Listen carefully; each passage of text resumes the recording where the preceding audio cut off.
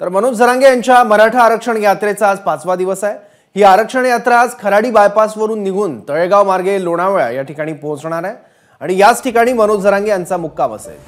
दरम्यान अवघ्या 2 दिवसात जरांगे मुंबईत पोहोचणार असून सरकार हे आंदोलन कसं हाताळतं याकडे महाराष्ट्राचं लक्ष असेल। राज्य सरकारकडून अद्याप कोणताही ठोस निर्णय आला नसल्याने आरक्षण घेतल्याशिवाय मागे हटणार नाही असा इशारा जरांगेंनी दिला आहे। तर मराठा समाजाच्या आरक्षणासाठी राज्य मागासवर्ग सर्वेक्षण सुरू आहे। 31 जानेवारीपर्यंत हे सर्वेक्षण पूर्ण करण्याची वेळ प्रशासनाने दिली आहे। त्यामुळे घराघरात जाऊन मराठा आरक्षणासाठी सर्वे घेतला जातोय। सर्वेक्षण शिक्षकांकडून करून घेण्यात येतोय। पुण्यातील गोखले इन्स्टिट्यूटकडून तयार करण्यात आलेल्या सॉफ्टवेअरच्या सहाय्याने सर्वेक्षण केलं जात आहे। मात्र अनेक ठिकाणी हे सर्वेक्षण करताना अडथळे येत असल्याचं समोर आलंय। हे सर्वेक्षण नक्की कसं सुरू आहे आणि लोकांना या सर्वेक्षणातून काय अपेक्षा आहेत हे आम्ही जाणून घेतलंय, पाहूयात। राज्यात मराठा समाजाच्या सर्वेक्षणाला सुरुवात झाली आहे। हे सर्वेक्षण नक्की कसं केलं जाणार आहे, कोणत्या कॅटेगरीज यामध्ये आहेत हे पाहण्यासाठी आपण पुण्यातील सोमवार पेठेमध्ये आहोत। हे पुणे महापालिकेकडून या सर्वेक्षणासाठी नेमण्यात आलेले प्रगणनक किंवा सर्वेक्षण करणारे कर्मचारी आहेत। घरोघरी जाऊन या प्रगणकांकडून माहिती विचारली जाते आणि जे कुटुंब मराठा समाजातील आहे त्यांची माहिती नोंद करून घेतली जाते। पुण्यातील गोखले इन्स्टिट्यूटकडून हे सॉफ्टवेअर तयार करण्यात आलंय आणि आर्थिक, सामाजिक आणि शैक्षणिक अशा 3 स्वरूपाच्या माहिती यामध्ये भरून घेतल्या जातात। मूलभूत माहिती आहे। आता हे जे प्रगणनक आहेत हे सॉफ्टवेअर अपडेट करायला किंवा माहिती यामध्ये नोंद करायला सुरुवात करतील। इथे जातीच्या वेगवेगळ्या कॅटेगरीज आहेत पहा। त्याच्यामध्ये जे कुटुंब मराठा समाजातील आहे त्या कुटुंबाच्या समोर तो जो रकाना आहे तो क्लिक केला की सॉफ्टवेअर पुढे उघडलं जातं।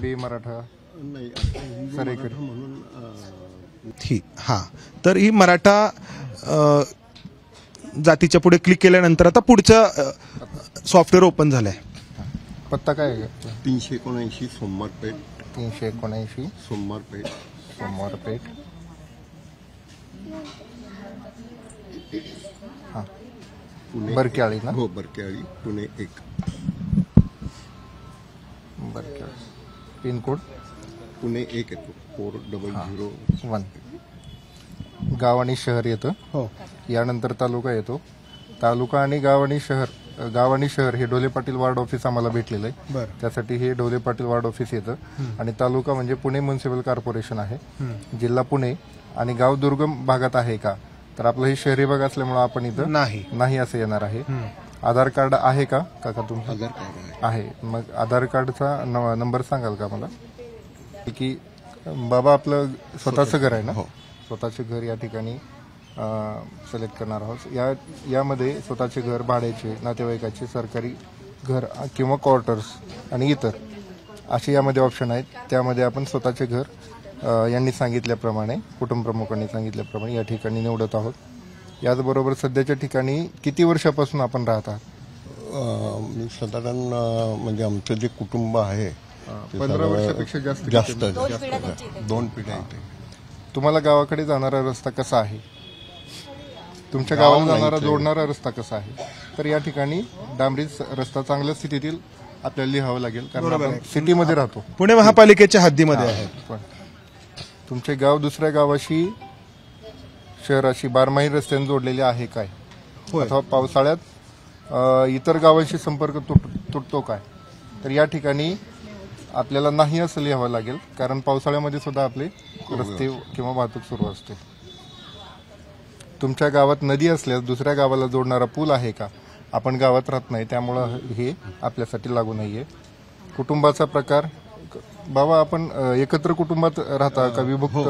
नाही, मुलगा आणि मी एकत्र। हो, मला एकच मुलगा आहे, दोन्ही मुलींची लग्न झाली। हां, संयुक्त कुटुंबात राहता। आता पूर्वजांचे मूळ निवासस्थान तुम्ही म्हणजे पूर्वीचे हो, गाव कुठलं आहे? म्हणजे नगर जिल्ह्यातलं आहे, पारनेर तालुक्यातलं आहे। परंतु तिकडे काही आमचे वाडवडील इकडे पुण्याला आले।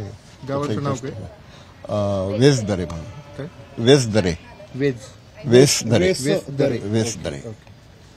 वेस्टरे. तालुका कुठला येतो आपला? पारनेर पारनेर. नगर जिल्हा जिल्हा अहमदनगर. जिल्हा हा.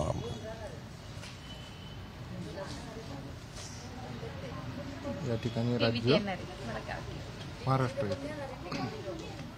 महाराष्ट्रात निवासाचा कालावधी म्हणजे इथेच कायमचे रहिवासी आहेत. हो काय. तुमच्या जातीचा पारंपरिक व्यवसाय कोणता, म्हणजे पूर्वज कोणता व्यवसाय करायचा? शेती. तर आपण पाहतो आहोत अशा प्रकारे अनेक जे काही रकाने आहेत किंवा अनेक ज्या कॅटेगरीज आहेत या सर्वेक्षणाच्या माध्यमातून भरून घेतल्या जात आहेत आणि अपेक्षा ही आहे की हे सर्वेक्षण 8 दिवसांमध्ये म्हणजे 31 तारखेपर्यंत पूर्ण होईल. आता हे सर्वेक्षण करणारे जे काही कर्मचारी आहेत त्यांना 150 घरांचं सर्वेक्षण एका दिवसामध्ये करावं असं टार्गेट देण्यात आलंय किंवा तशी अपेक्षा आहे. मात्र हा जो सर्वेक्षण करण्यासाठी कालावधी लागतो आहे तो एका घराला किंवा एका कुटुंबाची माहिती गोळा करायला, कारण अनेक कॅटेगरीज आहेत, साधारणपणे अर्धा तास तरी किमान जातोय फक्त मराठा समाजाचा ते कुटुंब असेल तर. त्यामुळं खरं तर आणखी कालावधी वाढवून द्यायला हवा होता. प्रश्न हा आहे की या सर्वेक्षणानंतर जमा होणारी माहिती, डेटा हा कशा स्वरूपाचा असेल आणि राज्य सरकार जो निर्णय घेईल तो कायद्याच्या कसोटीवरती टिकायला हवा. कॅमेरामन अमोल गवाळेसह मंदार गोंजारी, एबीपी माझा, पुणे. एबीपी माझा, उघडा डोळे बघा नीट.